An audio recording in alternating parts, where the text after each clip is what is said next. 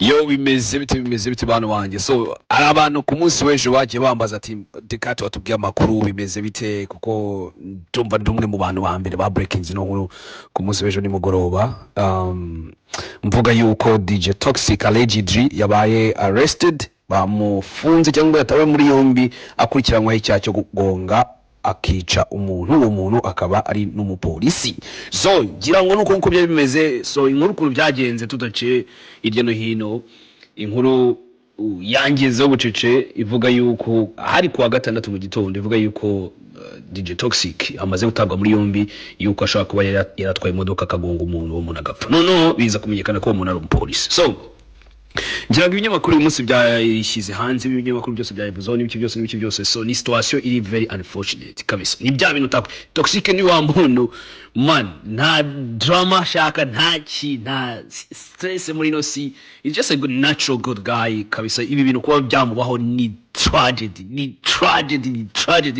Nyanda vuga ati nimba hari umuntu muri no wanyuma muri no si yuko ibintu nk'ibi byabaho umuntu wavuga kabisa watanga urugero ni Toxic is not that kind of person akwifuriza ko ibintu nk'ibi biri horrible nk'ibi baho ariko nyine si muri no si niko bigenda niko bimeze so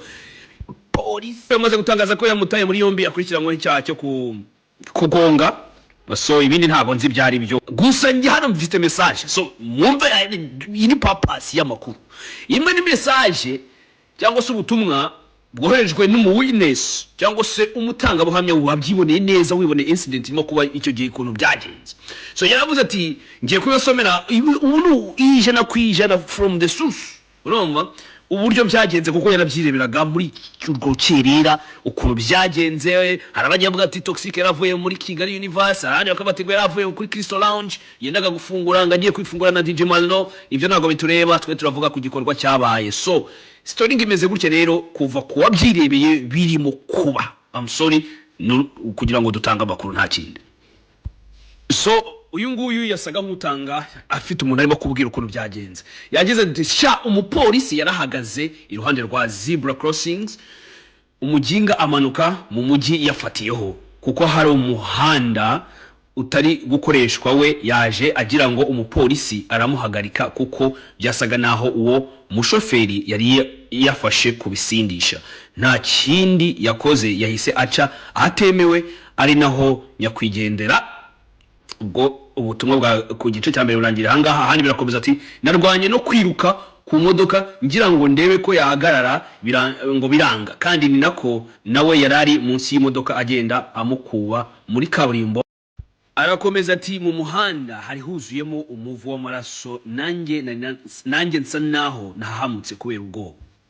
Aywana nongeye mbisubiremo kabisa ino story crazy Toxic ni wa muntu wanyuma kwifuriza ko arangiza umwaka gutya kabisa Toxic ntajya yiyendereza ntajya agira gute ariko twavuga ibyo ngibyo twibuka ko hari umuryango wabuze umuntu hari inshuti zabuze inshuti hari abantu babuze umwana hari nyakwigendera hari umuntu wasizuze muri no situation tumwibuke ndetse tubashye no kuba twa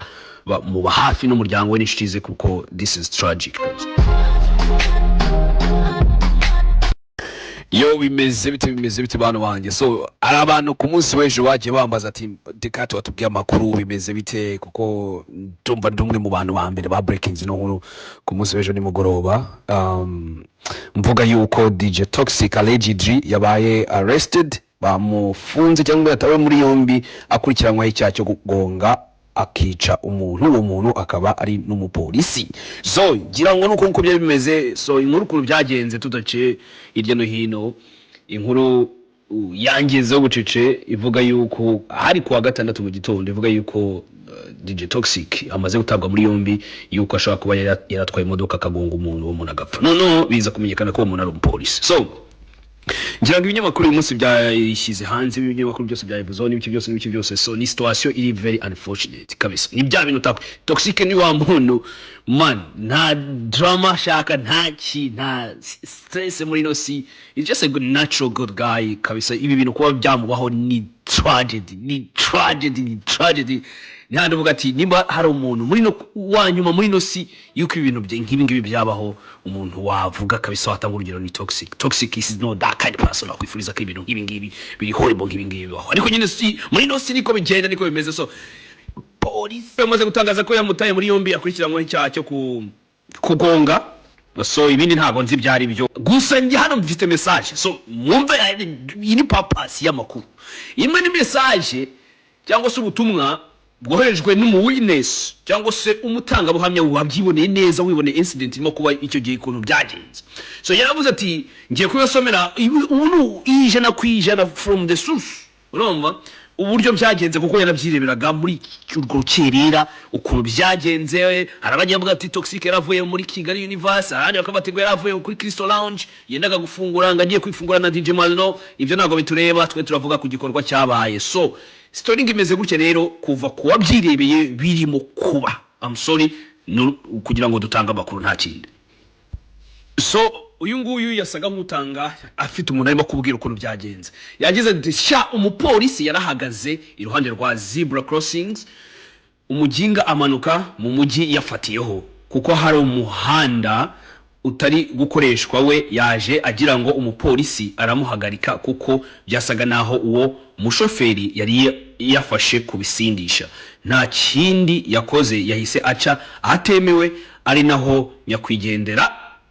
Ubwo ubutumwa bwa ku gice cya mbere burangira hangaha. Ahandi birakomeza ati narwanye no kwiruka ku modoka ngira ngo ndebe ko yahagarara ngo biranga, kandi ni nako nawe yarari munsi y'imodoka agenda amukuba muri kaburimbo. Arakomeza ati mu muhanda hari huzuyemo umuvu w'amaraso, nanjye nsa naho nahamutse kubera ubwoba.